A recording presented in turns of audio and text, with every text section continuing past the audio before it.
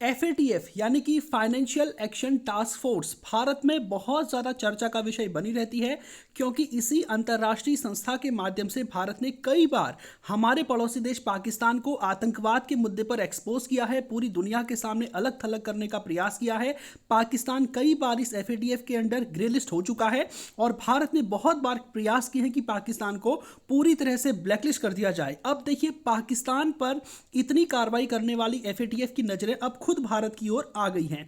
भारत में बहुत बड़ी तादाद में नॉन गवर्नमेंटल ऑर्गेनाइजेशन यानी कि एनजीओ और सिविल सोसाइटी, आपको पता होगा, इन्होंने भारत सरकार की शिकायत की है एफएटीएफ में कि भारत सरकार तरह तरह के नियम कानून बना के उनका मिसयूज करके हमको टारगेट कर रही हैं, ताकि हमारा जो हरेसमेंट किया जा सके और हमें जो है इस कंट्री से अपना बोरिया बिस्तरा उठाकर जाना पड़े। और कई सारे एनजीओ जो है भारत से चले भी गए हैं, जो पहले कुछ अच्छे काम करते थे। सरकार पर उन्होंने आरोप लगाया है कि हमको टारगेट किया गया अलग अलग कानूनों के तहत, और उन सभी एनजीओ ने भारत सरकार की शिकायत की है एफएटीएफ में। और एफएटीएफ की जो टीम है वो नवंबर के महीने में भारत आने वाली है इन सभी इश्यूज़ की जांच करने के लिए। अब इस पूरे मामले में भारत पर क्या कार्रवाई होगी, इस पर तो मैं कोई कमेंट नहीं कर सकता, लेकिन सबसे पहले हम इस टॉपिक को डेप्थ में जानते हैं। मैं हूं कमल किशोर भट्ट और आपका स्वागत है कमल एजुकेशन पॉइंट में। सबसे पहले तो हम जानते हैं कि एफएटीएफ है क्या और एफएटीएफ करता क्या है, और अगर एफएटीएफ ने भारत सरकार पर कोई कार्रवाई की तो इसका क्या इम्पैक्ट पड़ेगा। देखिए, एफएटीएफ का फुल फॉर्म है फाइनेंशियल एक्शन टास्क फोर्स। इसकी स्थापना 1989 में की गई थी। आपको पता होगा कि G7 की एक पेरिस समिट हुई थी। यहाँ पर निर्णय लिया गया कि दुनिया में आतंकवाद बहुत बड़ी तादाद में बढ़ रहा है, इसलिए पूरी दुनिया को आतंकवाद के विषय पर और मनी लॉन्ड्रिंग के विषय पर एकजुट होना चाहिए और एक ऐसी बॉडी बनानी चाहिए जिसके माध्यम से हम आतंकी गतिविधियों को बढ़ावा देने वाले देशों के ऊपर कोई निर्णायक कार्रवाई कर सके। तो इसीलिए 1989 में इसकी स्थापना हुई थी। भारत इसके फाउंडिंग मेंबर्स में से एक नहीं था। भारत बहुत ही लेट 2010 में इसका जो है मेंबर बनता है, तो भारत को भी मेंबर बने हुए ज़्यादा लंबा समय हुआ नहीं है। तो अब आपको बताना चाहता हूं कि एफएटीएफ किन मुद्दों को लेकर कार्रवाई करती है। पहला, मनी लॉन्ड्रिंग, और दूसरा टेररिस्ट एक्टिविटीज़, यानी कि अगर आपके देश में बहुत बड़ी तादाद में मनी लॉन्ड्रिंग हो रही है या फिर आप आतंकियों को जो है फंडिंग कर रहे हैं, जैसे पाकिस्तान जो है कई बार एक्सपोज हुआ है इसके माध्यम से, तो उन चीज़ों की जाँच करने का काम और उन पर कार्रवाई करने का काम एफएटीएफ करती है। देखिए, एफएटीएफ में बेसिकली दो लिस्ट होती है, एक होती है ग्रे लिस्ट और दूसरी होती है ब्लैक लिस्ट। ग्रे लिस्ट का मतलब ऐसा है कि हाँ, हमें पता है कि तुम ऐसी हरकतें कर रहे हो, सुधर जाओ, इसलिए हम तुमको ग्रे लिस्ट में डाल रहे। ग्रे लिस्ट का मतलब है कि एक तरह से चेतावनी उस देश को दी जा रही है। अब एफएटीएफ की टीम भारत को भी ग्रे लिस्ट करती है या क्या करती है ऐसा तो पता नहीं, लेकिन इससे पहले अब तक भारत एक बार भी एफएटीएफ के माध्यम से ब्लैक लिस्ट होना तो बहुत दूर की बात है, ग्रे लिस्ट भी नहीं हुआ है। पाकिस्तान कई बार हो चुका है, टर्की और अदर कंट्रीज अभी ग्रे लिस्ट में है, टर्की, यूएई ये सब ग्रे लिस्ट में है, और ईरान हो गया, नॉर्थ कोरिया हो गया, ये तो ब्लैक लिस्टेड है। ठीक है, तो अब मैं आपको बताना चाहता हूं कि अगर कोई कंट्री को अगर ग्रे लिस्ट किया जाता है, ब्लैक लिस्ट किया जाता है, तो उस कंट्री पर फर्क क्या पड़ता है। देखिए, ग्रे लिस्ट करना सिंपली एक चेतावनी होती है, और ब्लैक लिस्ट करने का मतलब होता है कि उस कंट्री के साथ फिर एक्सटर्नल ट्रेड इत्यादि में बहुत सारी प्रॉब्लम होने वाली। यानी कि अगर किसी कंट्री को एफएटीएफ पनिश करता है तो उसकी इंटरनेशनल बोरोइंग कैपेबिलिटीज़ ये बहुत ही ज़्यादा डाउन हो जाती है। इंटरनेशनल बोरोइंग कैपेबिलिटीज़ का मतलब क्या हुआ। देखिए, कोई भी कंट्री आगे चलेगा तो पैसों से चलेगा, और आपको पता है कि किसी भी कंट्री के पास इतना फंड नहीं होता है, चाहे अमेरिका हो, चाहे चाइना हो, कोई सा भी कंट्री हो, उसके पास हर समय इतना फंड नहीं होता है कि वो डेवलपमेंट के इश्यूज़ को या डेवलपमेंट के क्षेत्र में कार्य कर सके। तो उसे अंतर्राष्ट्रीय संस्थाओं की आवश्यकता पड़ती है। जैसे वर्ल्ड बैंक से लोन ले लिया, आईएमएफ से लोन ले लिया, जब आप डूब रहे हो तो आईएमएफ लोन देता है, विकास कार्यों के लिए वर्ल्ड बैंक लोन देता है, या फिर जो अदर जो कंट्रीज है जैसे कि ब्रिक्स बैंक है, एडीबी है, कोई सारे अदर बैंक से अगर तुम ब्लैकलिस्ट होगी तो फिर तुम्हें कोई सा भी बैंक लोन नहीं देगा।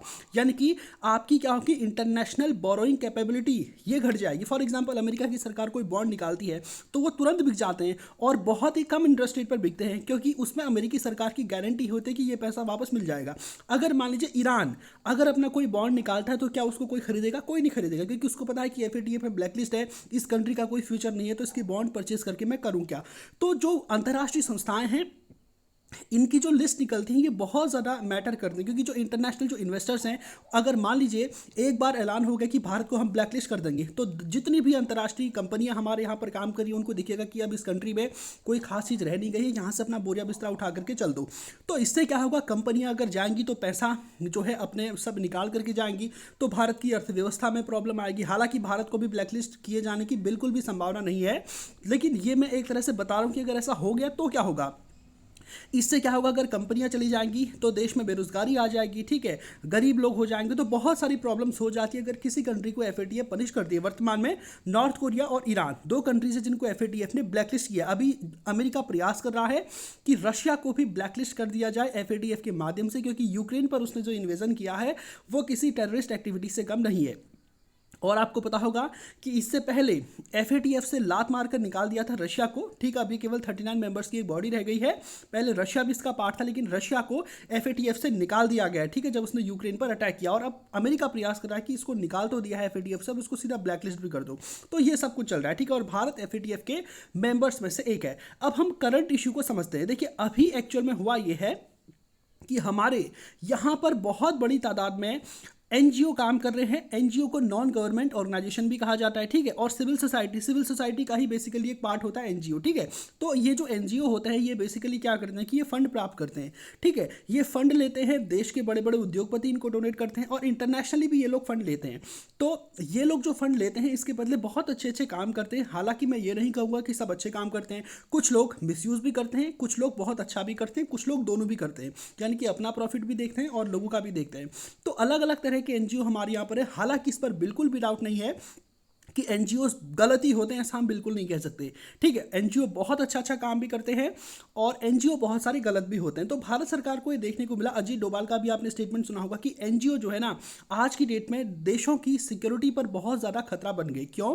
क्योंकि एनजीओ फॉरेन से फंडिंग प्राप्त करते हैं। खासतौर पर देखो देश के अंदर जो फंडिंग प्राप्त कर रहे हैं चलो उसका तो ठीक है, लेकिन जो एनजीओ फॉरेन से फंडिंग प्राप्त कर रहे हैं वो एनजीओ कई सारे ऐसे भी हैं जो कि गलत कामों में लिप्त है। गलत कामों में का मतलब क्या हो कि सरकार की जो योजनाएं हैं इनको गलत साबित करने का प्रयास करते हैं। फॉर एग्जांपल अगर कहीं पर जैसे मान लीजिए भारत चीन की सीमा पर फॉर एग्जांपल अरुणाचल प्रदेश में कोई सड़क तैयार करता है, तो बहुत सारे एनजीओ जिनको चाइना से फंडिंग मिल रही होगी वो उस पैसे को वहाँ के लोगों में बांटें और एक तरह से माहौल खड़ा कर दें भारत के खिलाफ कि हाँ तुम बहुत सारे पेड़ों को काट रहे हो, पर्यावरण के नाम पर इस तरह की योजनाओं का दुष्प्रचार करने लगे। तो ऐसी संभावना रहती है। हालांकि मैं फिर से कह रहा हूँ कि ये हर एक एनजीओ ऐसा नहीं है, ठीक है। तो यहाँ पर सरकार ने कानून बनाया था हाल ही में, और उस कानून में सरकार ने क्या किया था कि जो भी नॉन गवर्नमेंटल ऑर्गेनाइजेशन या फिर सिविल सोसाइटीज़ हैं जो कि फॉरेन से यानी कि विदेशों से एड ले रही हैं, ठीक है, जिनको फंडिंग विदेशों से हो रही है, उनके लिए लाइसेंस लेना क्या होगा, अनिवार्य होगा।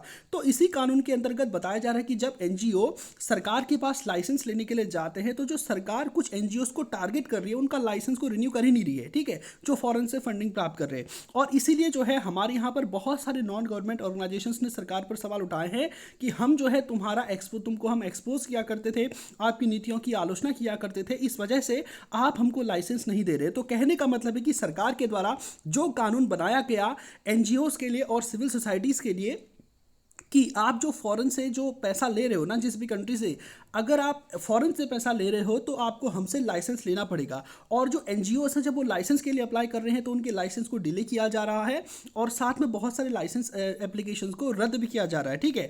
तो इसको लेकर जो है यहाँ पर खासतौर पर एमनेस्टी इंटरनेशनल इसने बहुत ज़्यादा शिकायत भारत सरकार की थी।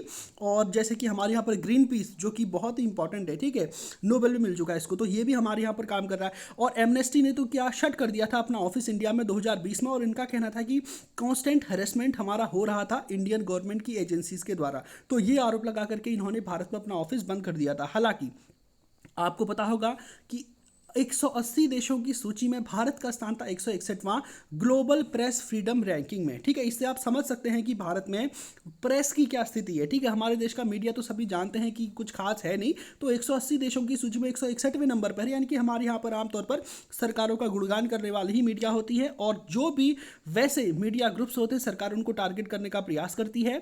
और हालांकि इसमें नेशनलिज्म का भी हवाला दिया जाता है और बहुत सारे चीज़ें होती है, ठीक है। तो एफएटीएफ की टीम नवंबर में हमारे यहाँ पर आएगी और जो एनजीओ जिन्होंने भारत सरकार की शिकायत की है एफएटीएफ में उनकी शिकायत को सुनेगी और यहाँ पर पूरा जांच इत्यादि करेगी। तो हालांकि अब आखिर में फाइनली होना क्या है उस पर मैं कोई कमेंट नहीं कर सकता, वो तो जब FATF की टीम इंडिया में आएगी और उसके बाद जब FATF की समिट होगी उस समय पता चलेगा, उस समय ये इश्यू बहुत ज़्यादा डिस्कस होगा और नो डाउट ये टॉपिक अभी बहुत लंबे समय तक चर्चा का विषय बनी रहेगा और इस पर जो भी अपडेट्स आएंगे मैं उन पर अपडेटेड वीडियोस लाता रहूँगा। तो आज के सेशन को यहीं पे समाप्त करते हैं। धन्यवाद।